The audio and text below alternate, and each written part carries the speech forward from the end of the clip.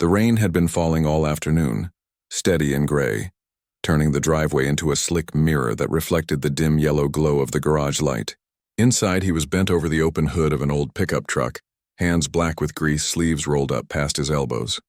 The radio played some old country song, low and cracky, just enough to fill the quiet. It was Tuesday, nothing special, nothing out of the ordinary. Just another long day after work, trying to keep things running, trying to keep the house from falling apart, trying to be enough for two little girls who still asked for their mom in their sleep sometimes. He wiped his forehead with the back of his wrist and glanced at the clock on the wall. Almost 6. The twins should have been home from their after-school program by now. He frowned. Maybe the bus was late because of the rain. He reached for his phone to call the school when a sound cut through the hum of the engine he'd been tinkering with. A sharp, urgent knock at the side door of the garage. Not the front door. Not the usual cheerful, "Daddy, we're home," through the back screen. This was different, fast, panicked. He turned off the radio and walked over, boots thudding on the concrete floor. When he opened the door, the wind shoved a gust of cold rain right into his face. And there they were, his girls, soaked to the bone, hair plastered to their cheeks, eyes wide and wild like startled deer. They weren't crying, not exactly, but their breaths came in short, shaky gasps, and their small hands were clenched into fists at their sides. "Daddy," the one on the left, Lily said, voice trembling so bad it almost broke in half. They attacked our mama." He blinked, frowned. "What? Sweetheart, what are you talking about, Mama's? She's dying." Rose cut in, her voice sharper, more desperate, like she was trying to make him understand before it was too late. "We saw her. In the woods. Behind the old mill. She's lying there and there's blood. So much blood." His stomach dropped. Not because he believed it, how could he? His wife had been gone for 2 years now, buried under a white stone with her favorite wildflowers carved into it. But because of the raw terror in their eyes, because they truly, deeply believed what they were saying, and that scared him more than anything.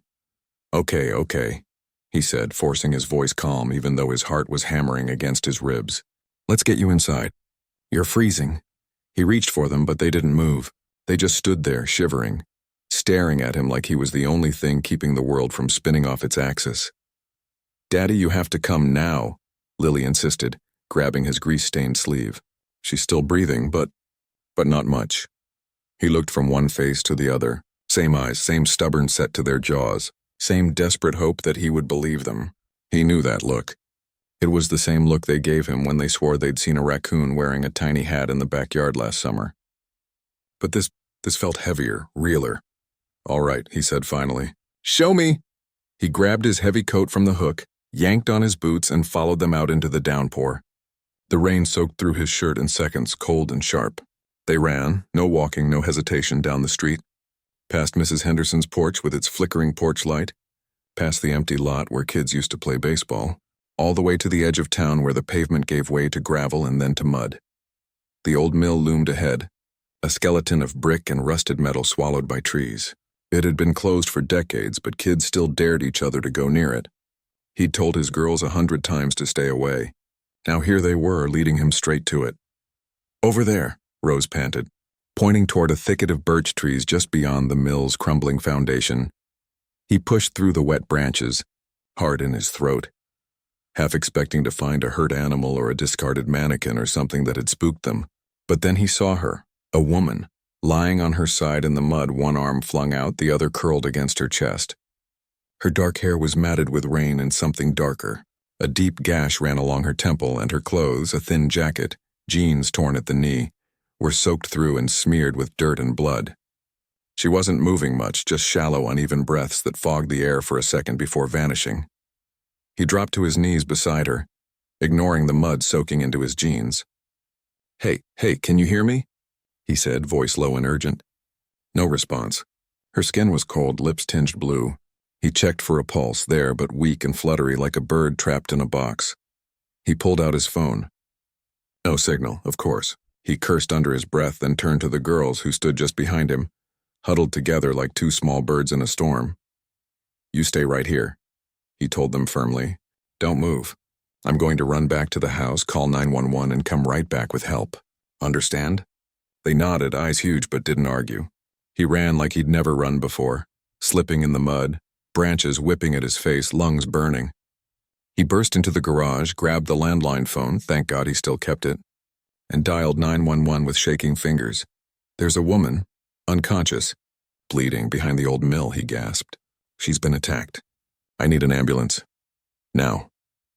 While he waited, pacing the kitchen floor, he kept glancing out the window, half terrified the girls wouldn't be there when he got back. But when he returned, flashlight in hand, they were exactly where he'd left them, standing guard over the stranger like she was someone precious. The ambulance arrived with flashing lights that cut through the gray rain like warning flares. Paramedics moved fast, gentle but efficient, loading the woman onto a stretcher. One of them knelt in front of the twins. "You girls did the right thing," she said softly. "You saved her life." Lily just nodded, tears finally spilling over. Rose reached for her sister's hand and held on tight. At the hospital, they sat in the waiting room, him on a hard plastic chair, the girls curled up together on a vinyl bench, wrapped in scratchy blankets the nurses had given them. He tried to explain again, gently, that this woman wasn't their mom. That their mom was gone and this was someone else, someone hurt and alone. "But she looks just like her," Lily whispered, chin trembling, same eyes, same smile. He didn't argue, because now that he'd seen her up close, cleaned of mud and blood in the ER lights, he saw it too. The shape of her face, the curve of her brow, even the small scar above her left eyebrow, just like his wife's from a childhood fall off a swing. It was uncanny. Impossible, really. But there it was. A doctor came out an hour later. "She's stable," he said. "Lost a lot of blood, but we stopped the bleeding. She's got a concussion, some broken ribs. We don't know who she is, no ID, no phone. She hasn't woken up yet." He nodded, numb. Then the doctor added, almost as an afterthought, "She's also undocumented. We've contacted social services, but it's complicated." He looked over at his girls. They were asleep now, heads leaning against each other, faces peaceful for the first time all evening.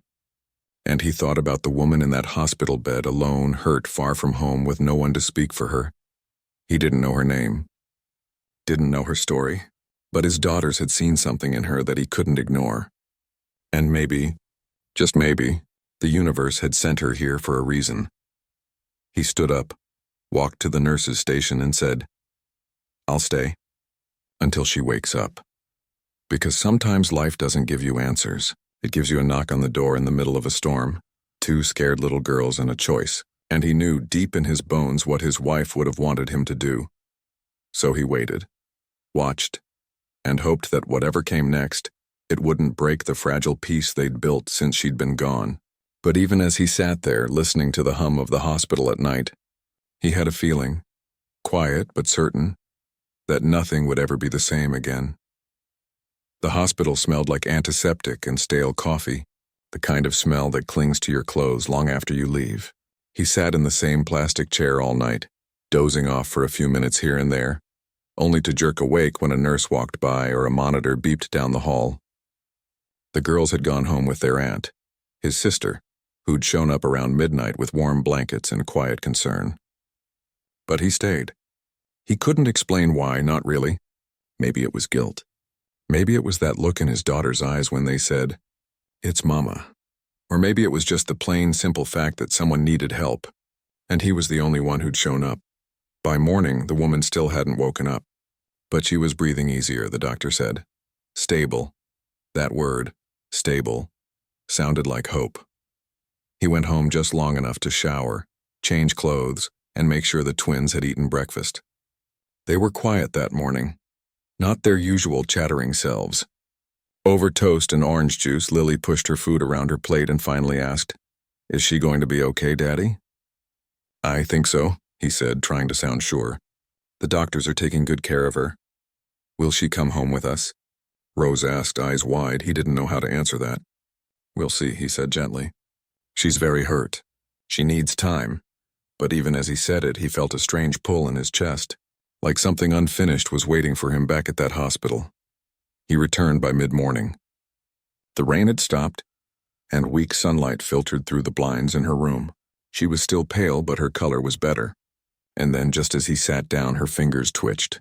Her eyelids fluttered. He stood up slowly. "Hey," he said softly. Can you hear me? Her eyes opened, dark brown just like his wife's, and for a second she looked confused, scared. She tried to sit up, winced, and sank back against the pillow. Don't move, he said. You're safe. You're in the hospital. She stared at him, breathing fast. Then her gaze shifted past him, to the doorway where his two girls stood, peeking in shyly, holding hands. The woman's breath caught. A tear slipped down her cheek. She didn't say a word, but her eyes filled with something deep and aching. Recognition, longing, maybe grief. The girls stepped inside without being asked. Lily went first, holding out a crumpled drawing she'd made at the kitchen table that morning. 3 stick figures under a rainbow, labeled Mama, Me, and Rose. The woman reached for it with a trembling hand. She traced the word Mama with her fingertip, then looked at the girls like she was seeing ghosts or miracles. A nurse came in then, checking vitals, asking gentle questions. The woman spoke in broken English, voice hoarse. Her name was Isabel. She'd been walking through town looking for work when 2 men jumped her near the mill. They took her bag, her phone, everything. She fought back. That's when they hit her. She didn't say much else. But later, when the room was quiet again and the girls were coloring quietly in the corner, she whispered to him, "Your daughters." They called me Mama. He nodded. They lost their mom 2 years ago. You look a lot like her. Isabel closed her eyes. I know, she said softly. I saw her picture in the waiting room. On your phone. He hadn't even realized he'd left it unlocked. For days he came and went. Work in the morning, hospital in the afternoon. The girls came every day after school, bringing drawings, wildflowers from the yard. Once even a stuffed rabbit, Rose insisted, needed a new friend. Isabel started talking more. Her English was rough, but she smiled when the girls laughed. She let Lily braid her hair. She held Rose's hand during blood draws. Neighbors started talking. He's got that stranger living at the hospital like she's family, someone said at the gas station. Those girls are confused, another muttered at the grocery store. He heard it all, but he didn't care. What mattered was the way his daughter's eyes lit up when they walked into her room. What mattered was the way Isabel looked at them, not with pity, but with something like wonder. One evening after the girls had gone home, Isabel asked him a question that stopped him cold. Your wife. Elena, was she adopted? He stared at her. How did you know her name? She looked down at her hands. I didn't, not for sure. But I had a sister. We were separated when we were babies. Our mother. She couldn't keep us both. She gave one away to a family who could give her a better life. She kept me, her voice cracked. I spent years looking for her. I came here because I heard a rumor that she lived in this town, that she had a family. But when I got here, she swallowed hard. I saw the cemetery. I saw her name on the stone. He felt like the floor had dropped out from under him. All this time he'd thought the resemblance was just a cruel trick of fate. But what if it wasn't? Do you have proof? He asked, voice low. She reached under her pillow and pulled out a small, worn photograph, faded at the edges, creased from being folded too many times.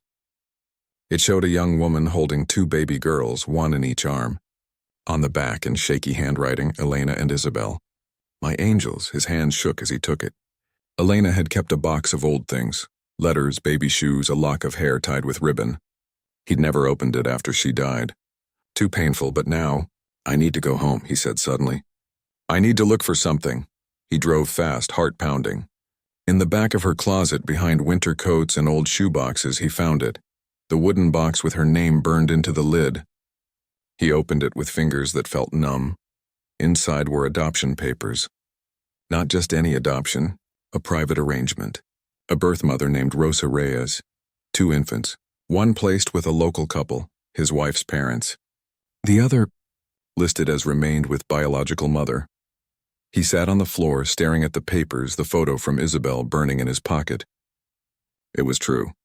Isabel wasn't just someone who looked like Elena. She was her blood. Her sister. The twins' aunt, though they didn't know it yet. That night he went back to the hospital. Isabel was asleep, but he sat beside her bed and placed the photo and the adoption papers on her tray table. When she woke up and saw them, she started to cry. Quiet, deep sobs that shook her whole body. I never got to meet her, she whispered. Not even once, he didn't know what to say. So he just sat there letting her grieve the sister she'd lost before she ever found her. The next day, the police came. They'd tracked down the men who'd attacked her. Turns out they weren't just robbers. They were part of a group that preyed on people who wouldn't report them. People without papers, without voices. Isabel had tried to warn others. That's why they came after her. Now she was scared. "They know where I am," she said, eyes darting to the window. "If they find me again..." He didn't hesitate. "You're not staying here alone," he said. "You're coming home with us." She looked at him like he'd offered her the moon. "But your girls..." "Your life." "My wife would have wanted this," he said simply.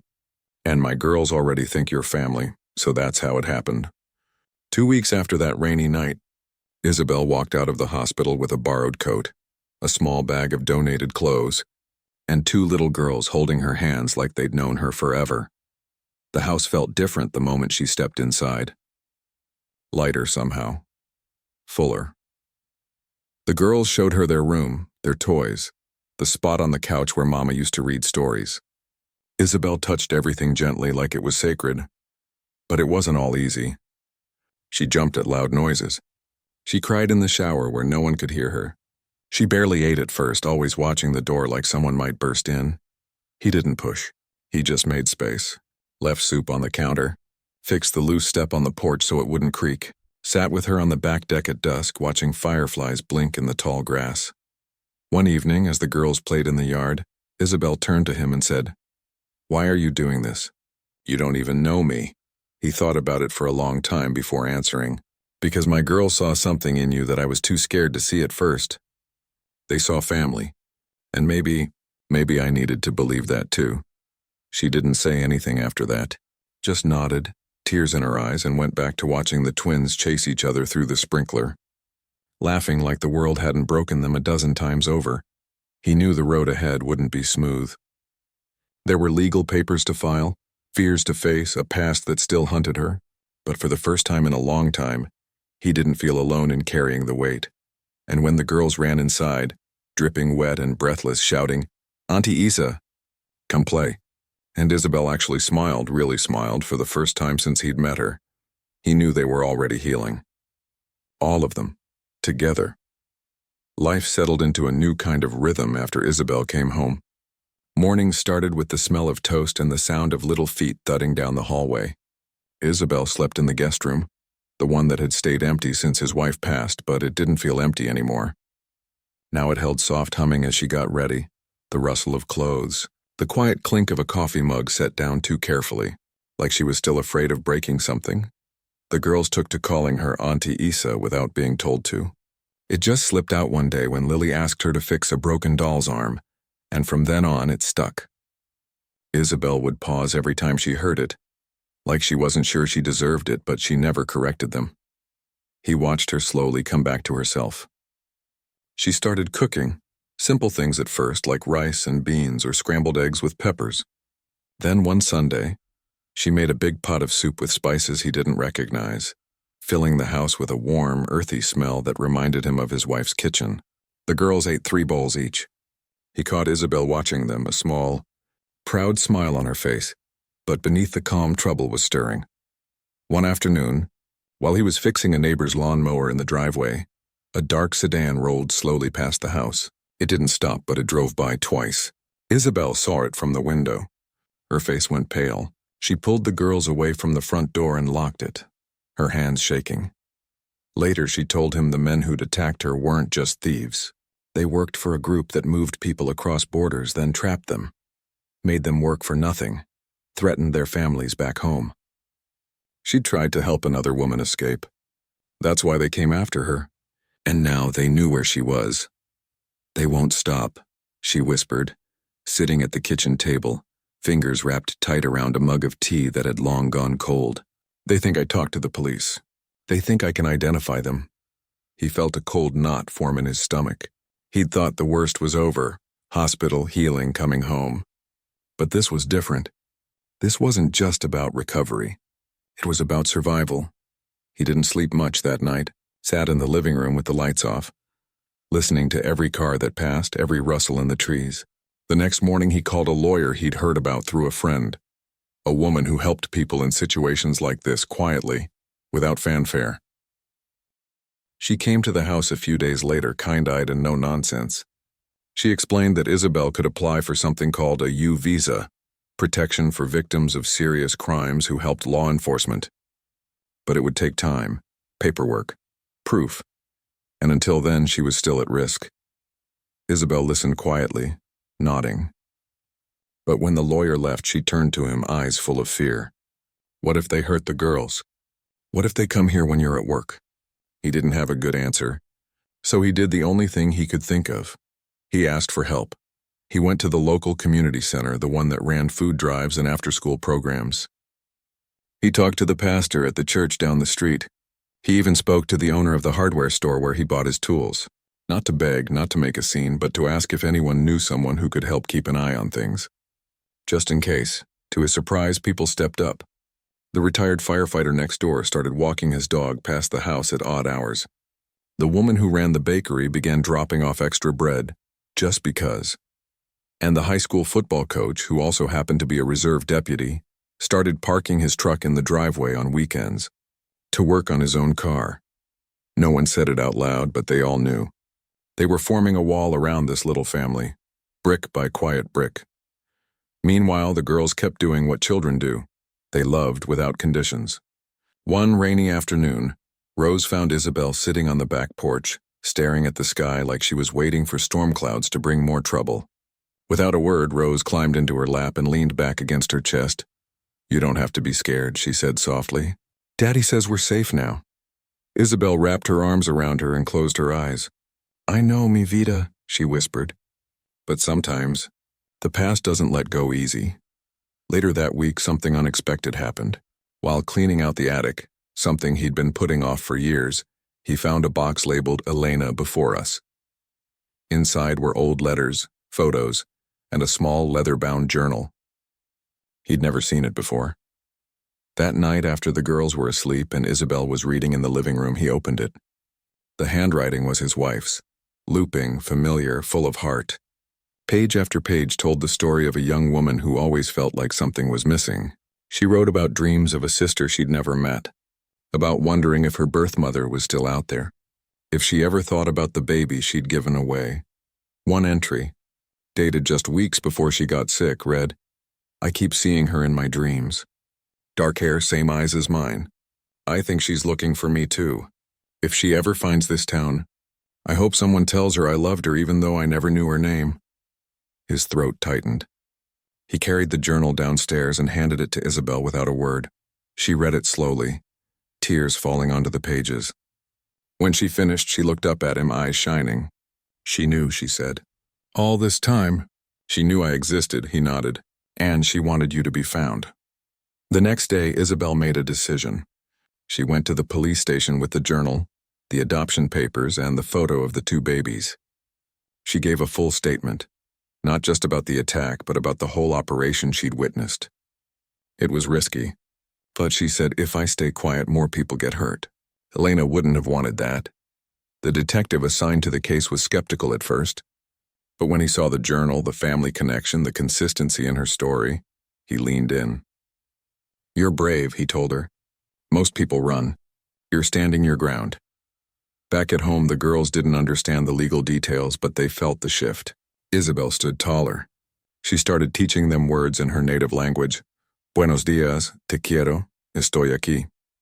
She planted herbs in the backyard, cilantro, oregano, mint, and let the girls water them every evening. One night, as they all sat on the porch watching fireflies, Lily asked, "Auntie Isa, are you staying forever?" Isabel looked at him first like she needed permission. He just smiled and nodded. Then she turned to Lily and said, "If you'll have me." The girls cheered, jumping up and down like it was the best news in the world.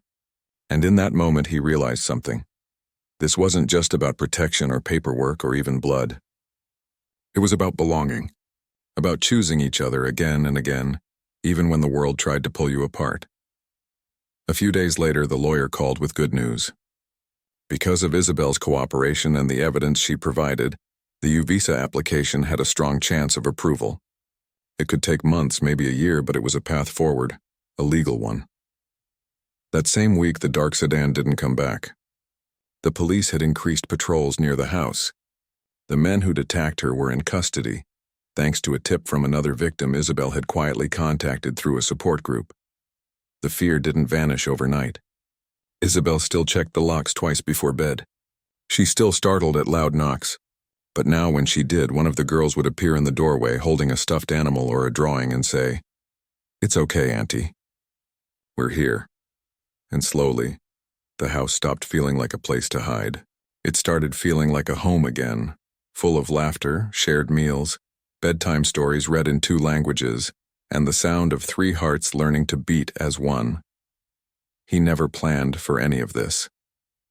He just answered a knock on a rainy night. But life, he was learning, doesn't ask if you're ready. It just hands you a choice, and sometimes, the hardest choice leads you exactly where you're meant to be.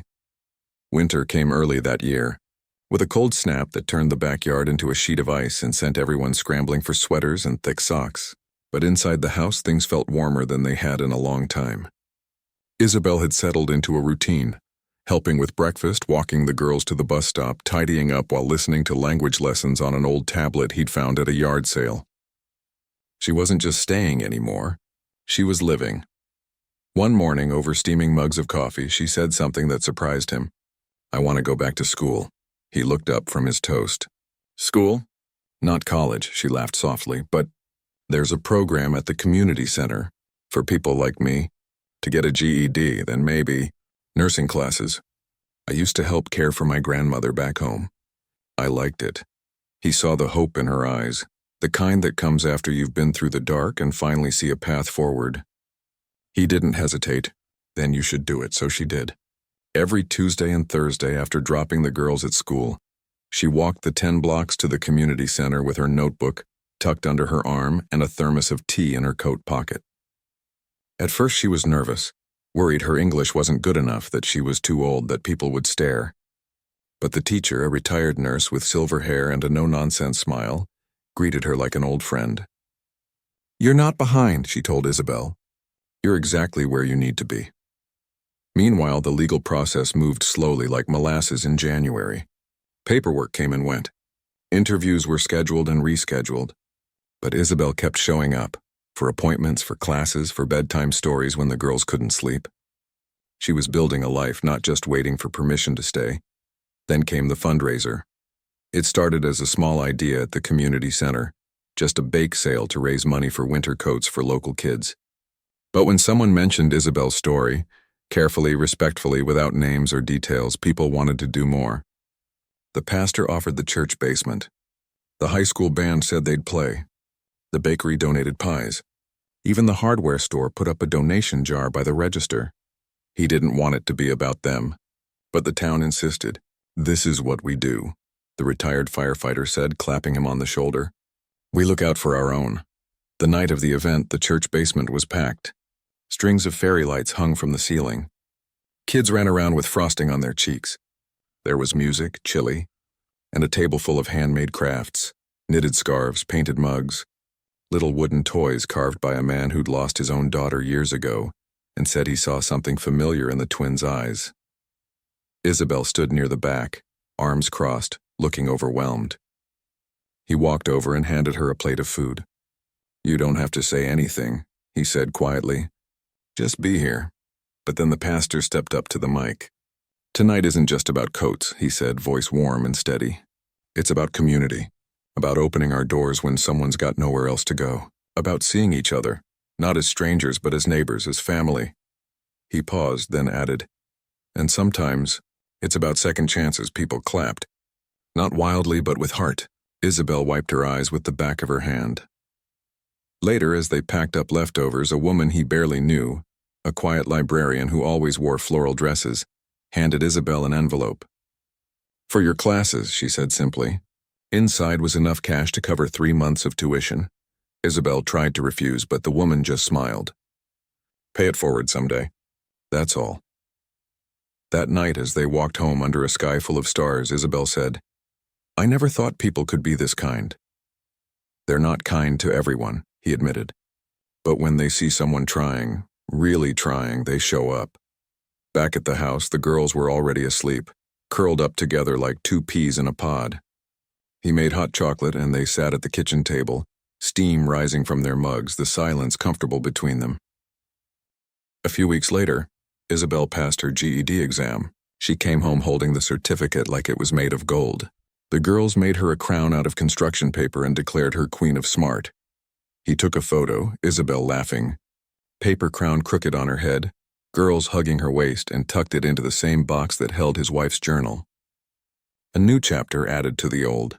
But just as things began to feel steady, trouble stirred again, not from the men who'd hurt her. Those were behind bars now, thanks to her testimony and the evidence she'd helped gather. This time it was the system itself. A letter came in the mail, a notice from immigration.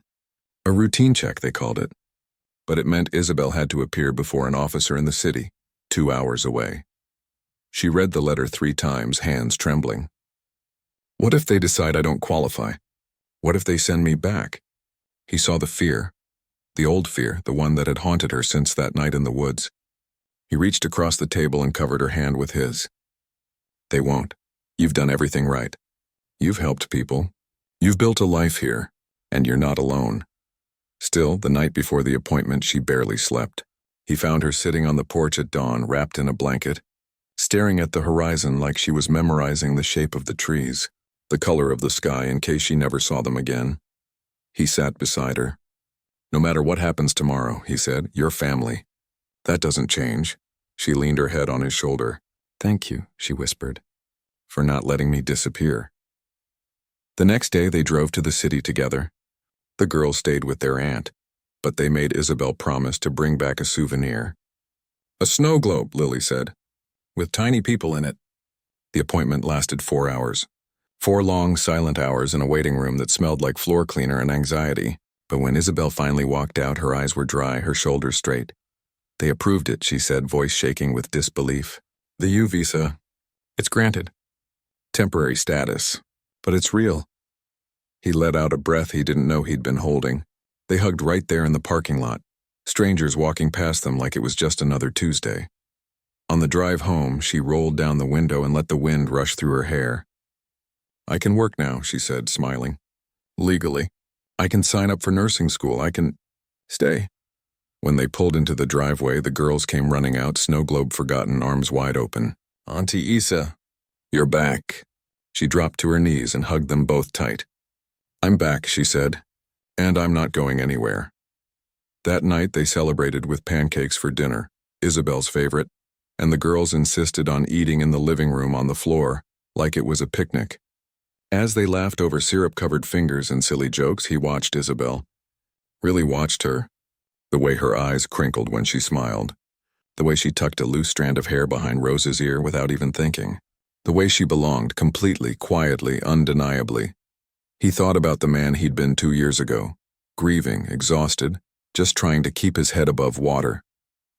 He never imagined he'd be sitting here sharing pancakes with his daughters and the sister of the woman he loved. All of them stitched together by loss, yes, but also by choice.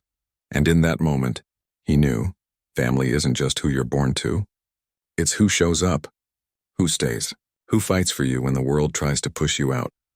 The road ahead wouldn't be perfect. There would still be forms to fill, fears to face, memories that surfaced in the quiet hours, but they had something stronger than fear now. They had each other. Spring arrived soft and slow that year, like the world was finally letting out a long-held breath. The ice melted from the gutters.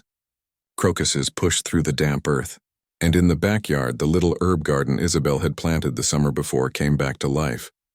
Cilantro sprouting green and feathery, mint spreading like it owned the place, oregano sending up tiny purple flowers that the girls loved to pick and press into their storybooks. It had been almost 2 years since that rainy night when 2 small, soaked figures knocked on the garage door with terror in their eyes and a story that sounded impossible.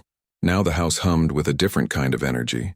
Not the quiet ache of loss, but the steady rhythm of something rebuilt, something chosen.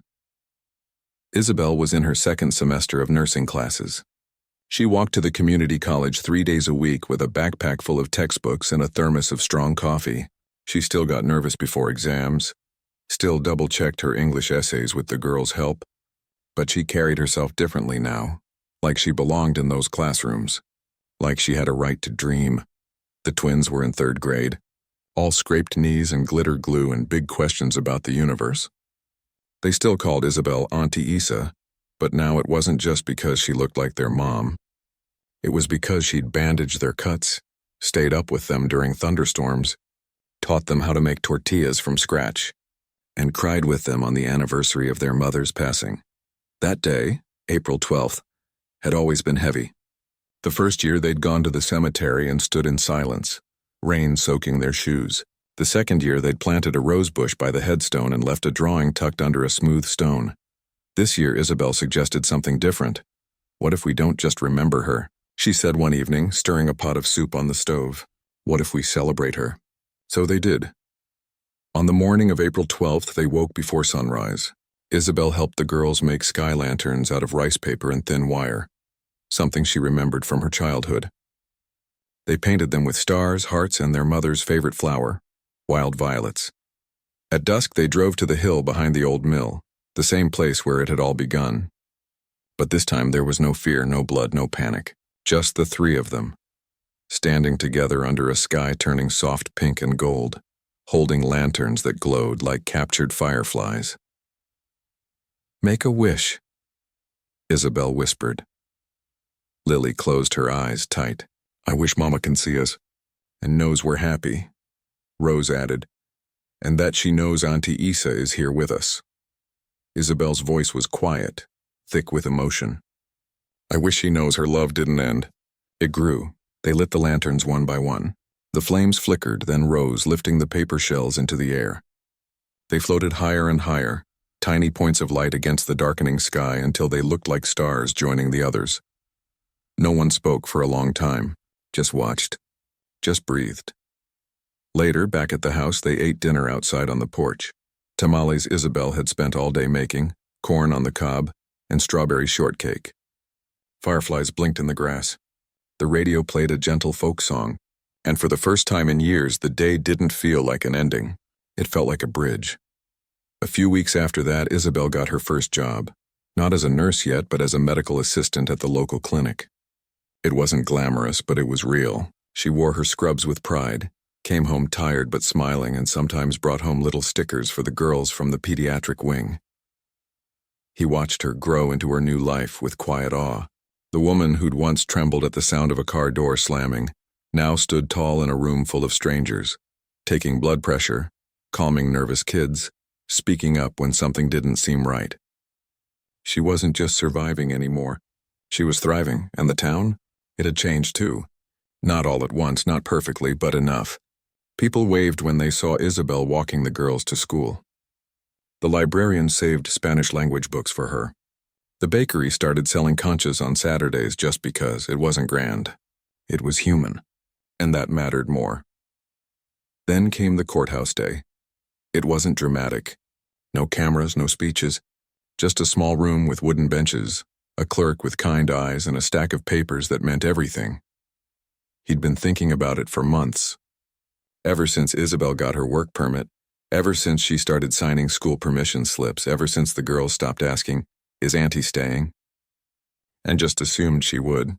He wanted to make it official, not because the law required it, but because his heart did. So he filed for legal guardianship. Not adoption. Isabel wasn't replacing anyone.